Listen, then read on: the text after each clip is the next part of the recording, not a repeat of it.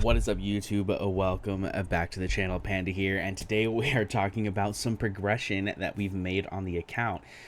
It's been a while since we've actually made a progression video, and that's because we've kind of just been skating along. We were low on gems there for a little while, and then I wanted to kind of build up my stamina and my gems for this Alistar fusion, and so we kind of just were skating along. We didn't make any crazy progression points.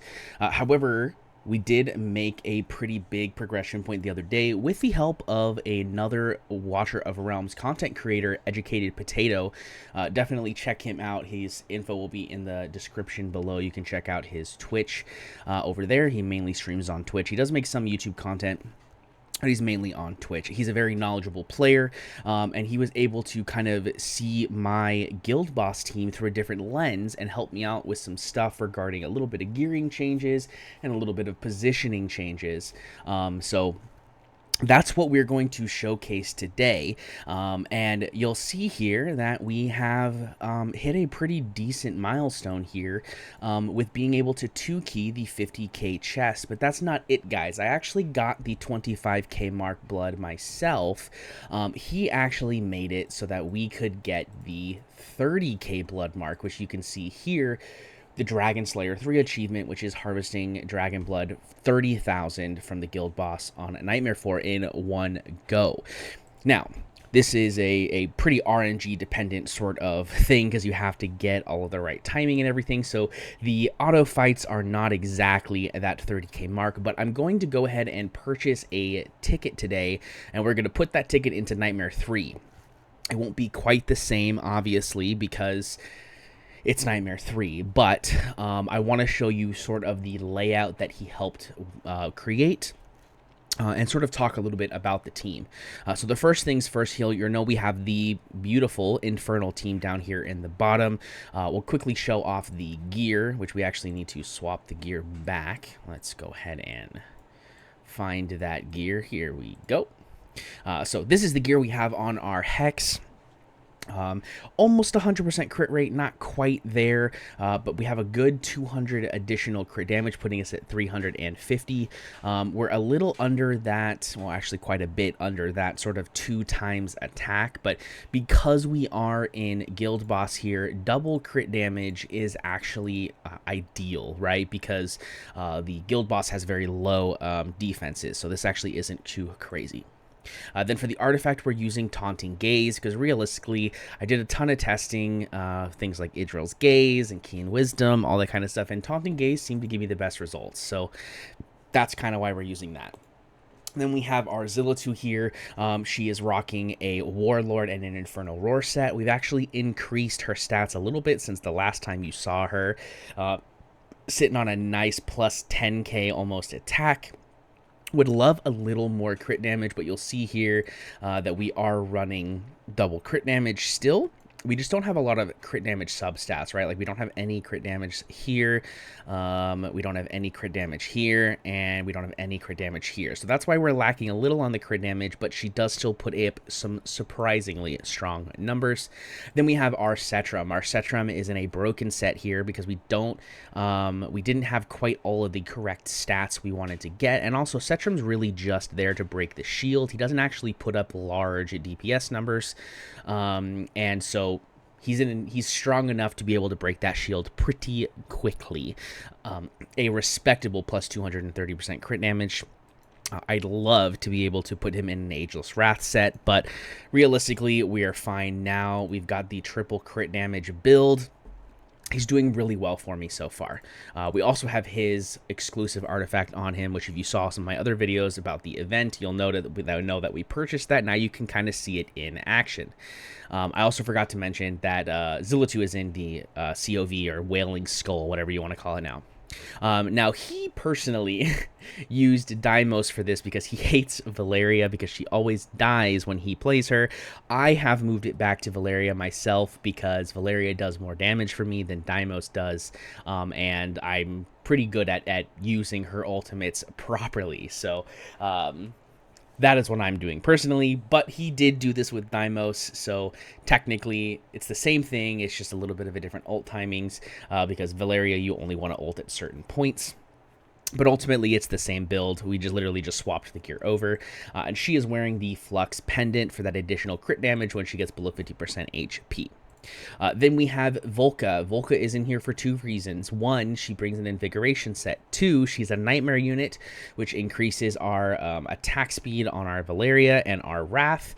And also, she is here for her A1 because we get that reduced revival time, and we are using a Laurel strat. So that's mainly the only reason she's here.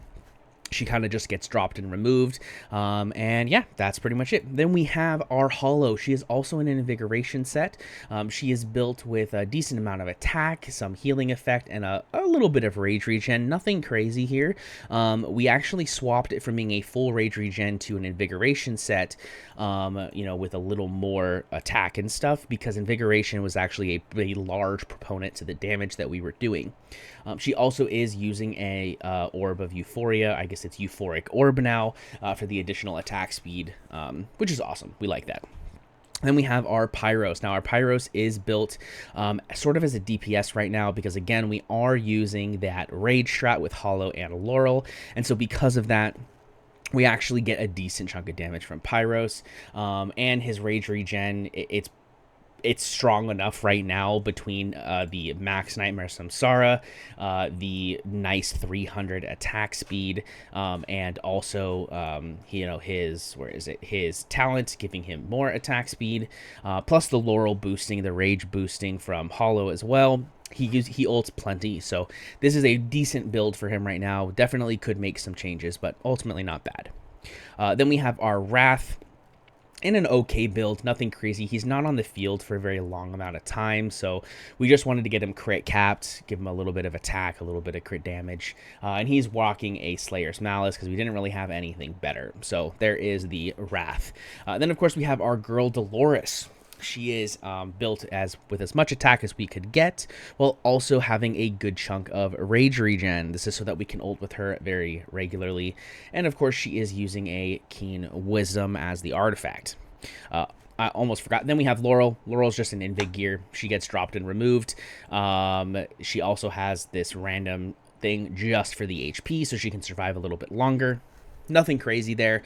But yeah, let's quickly dive right in. So I'm going to probably restart this a few times because I'm going to explain to you why I'm dropping things where I'm dropping them. So first things first is I drop Hex right here in the back. Then I go ahead and I drop Hollow. This allows me to guarantee that my Hex gets this attack buff, right? Then I'm going to drop my Cetrum. And then I'm going to drop my Laurel. And we got lucky. We got the Cetrum with the attack buff. Perfect. Then we're going to go ahead and drop Zillatu. We're going to drop our Volca. This guarantees the attack buff on Volca. Then we are going to get the Valeria down. And then we're going to get the Pyros down. And then we are going to drop the Dolores. And now we are in a good spot. So now we're going to go ahead and pump it back up. We're going to pop all of our DPS ultimates here. Get some pretty good damage. We're going to go ahead and pop our Cetrum and our Dolores, pop Laurel, and then we're going to go ahead and remove Laurel, which is going to give us a ton of energy, and we're going to place in our Wrath to get a little bit of damage. We blow through the first shield very quickly. We pop all of our ultimates again, and you'll see here that our Pyros is building pretty quickly. There we go. And it's important here to make sure you're watching your Laurel cooldown time because you want to make sure that you remove your Wrath with enough time to place the Laurel quickly so that you can get, you know, the rage boost quickly as well. So we get a good chunk of damage here and we watch and we're going to remove our Wrath. We're going to place our Laurel. And then at this point, we're going to wait just a little bit longer for these certain ultimates to pop up, right? We have this ultimate. Then we're going to remove this, and that's going to give us these two ultimates. We're going to place our Volca for a touch of damage, and then we are going to pop our Cetrum and our Pyros. There we go. Pop that, pop that, pop that, and we'll pop Volca here as well. Then we have another Pyros. And then we watch our timing, and we remove Volca. We place Laurel. And again, we're going to hold off on removing her right away because we're pretty close to ultimates popping back up. So we're going to go ahead and pop all of these ultimates. And then we will remove and place Wrath. This is going to make sure that we get as much value from the Laurel popping up. Go ahead and pop that. We can pop this and Pyros again. Get a good chunk here. We're going to pop all of this. There we go. Good chunk of damage here.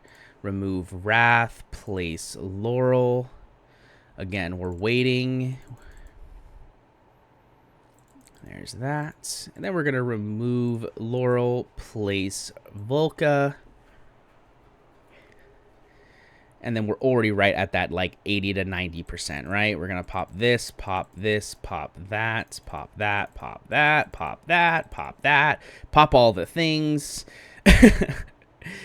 And then here, we're going to go ahead and remove this and place Wrath just to get a little more damage. We'll pop Valeria because, you know, stuff.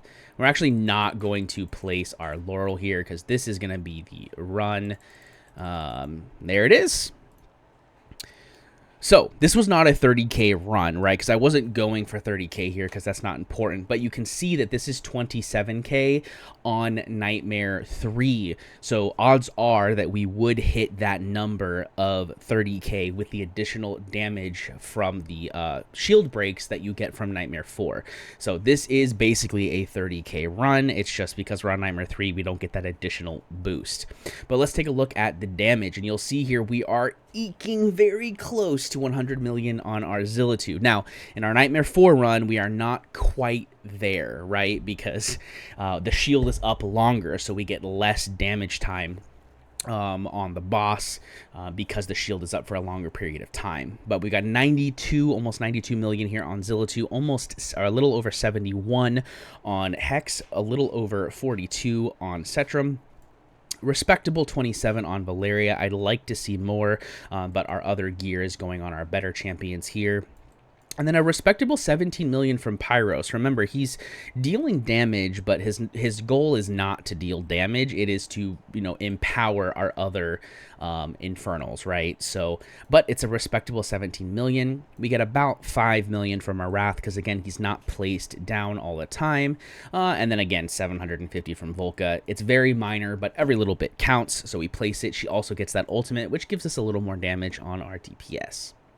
But yeah, I mean, ultimately, I feel like we're in a pretty good spot. The next sort of goal, right, is going to be to hit that 50K mark. But let's go ahead and take a look at our actual damage stats here from Nightmare 4. So you'll see it's a little bit different, but nothing crazy, right? You know, we're about 20 million less on everybody in this top area, right? You know, a 91 for Zilla 2 goes down to about 71. 71 on Hex goes down to about 51. 40, you know, what, 46 I think it was for Cetrum goes down to 26. And then these three numbers are about the same, which is a little weird that these three numbers are about the same, but hey, you never know. But ultimately, I mean, we're in a pretty good spot. You know, I definitely think that breaking 100 million is possible for our Zilla 2, which I think is a good sort of milestone, right, for when your Zilla 2 is the strong. But I think that's really gonna kind of come down to just getting some better gear on her, right? You know, we've got a good set, but like this piece is just, it's not good, right? This piece is good, but we're missing you know, some stats here. This piece is, in my opinion, very good, right? But you know, we're missing some crit damage here. You know, we're missing some crit damage here. You know, there's a lot of things that we could get, and I think the biggest thing here is getting a upgraded COV. But ultimately, I mean, I would say that I'm pretty proud of this run. And I want to give another huge shout out to Potato for really helping me put it together, because, you know, getting that 30K and really just in time, right? Because we have this pretty good banner coming up. So I was able to pick up that extra divine summon, which is really awesome. But guys, if you liked this video, go ahead and hit that thumbs up. Leave a comment down below with what's your current Nightmare 4 run. Or if you're not on Nightmare 4, what's your current run on whatever difficulty you are on. Let me know in the comment section down below. I really appreciate when you leave comments. I love to read them and reply as best I can. If you want to see more content from me in the future, make sure to hit that subscribe button, and I will see you in the next one. Peace.